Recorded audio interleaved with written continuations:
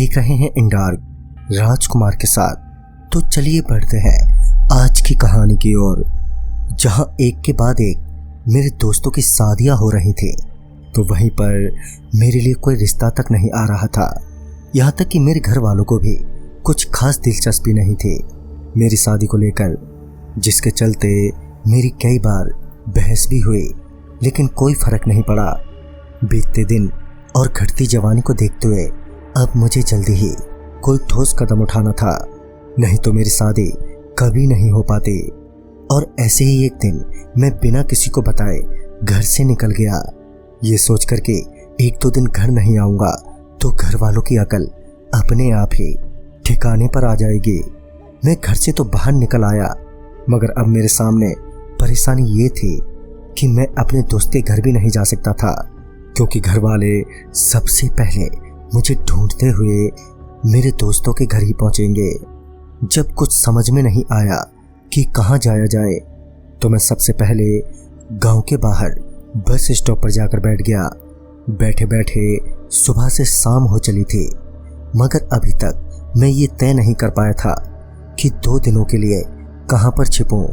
मैं अभी छिपने के ठिकाने के बारे में सोच ही रहा था कि मुझे कुछ आवाज़ सुनाई दी। फिर जब मैंने उस ओर देखा तो पाया कि मेरे ही आस पड़ोस के लोग बस स्टॉप की तरफ बढ़े चले आ रहे हैं। उनकी नज़रों से बचने के लिए मैं जल्दबाजी में बस स्टॉप के पीछे वाली दीवार की आड़ में जाकर छिप गया, जबकि उसके पीछे बहुत गहरी ढलान थी। मगर उस वक्त मुझे उस गहरी ढलान से ज़्यादा चिंता पकड़े जाने की थी।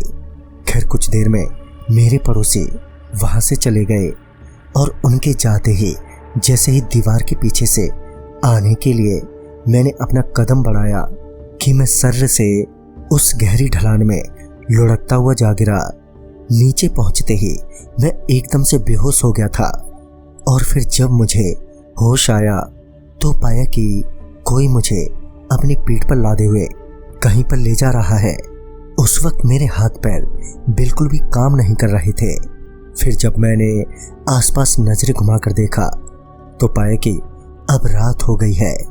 मेरे हिलने डुलने से उस आदमी को पता चल गया था कि मैं अब होश में आ गया हूँ, जिस वजह से उसने मेरे से पूछा, कौन हो तुम और इस घने जंगल में कैसे पहुंचे?